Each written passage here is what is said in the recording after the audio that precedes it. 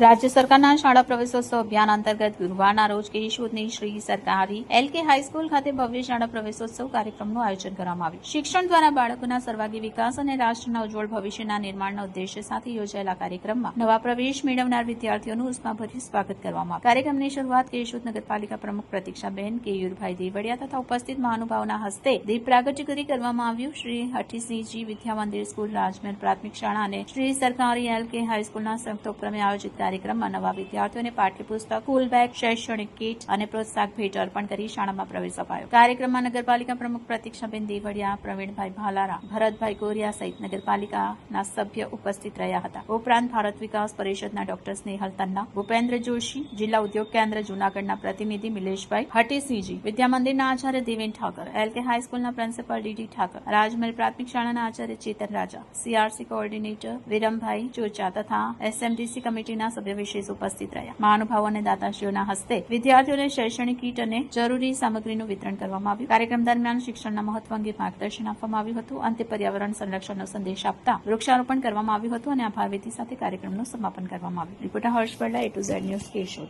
આજ રોજ તારીખ 25 જૂન 2026 ના રોજ સરકારી એલકે હાઈસ્કૂલ ખાતે શાળા પ્રવેશોત્સવનો કાર્યક્રમ ઉજવાયો, જેમાં હઠીસિંહજી વિનય મંદિર તેમજ રાજમહેલ પ્રાથમિક શાળાના સંયુક્ત ક્રમે આ કાર્યક્રમ યોજવામાં આવેલો। આ કાર્યક્રમમાં નાના ભૂલકાઓને તેમજ ધોરણ 9 અને 11 ના બાળકોને પ્રવેશ આપેલો। આ કાર્યક્રમમાં નગરપાલિકાના પ્રમુખ શ્રી પ્રતીક્ષાબેન કેયુરભાઈ દેવડિયા તેમજ વોર્ડના વિવિધ સભ્યો તેમજ અન્ય મહાનુભાવો અને ભારત વિકાસ પરિષદના સભ્યો પણ ઉપસ્થિત રહેલા। આ કાર્યક્રમમાં બાળકોને વિવિધ પ્રકારની ગિફ્ટ, સ્કૂલ બેગ, કીટ વગેરે આપી અને પ્રોત્સાહિત કરવામાં આવ્યા હતા। ત્યારબાદ કાર્યક્રમમાં અંતે વૃક્ષારોપણ કરી અને કાર્યક્રમનું સમાપન કરવામાં આવેલું।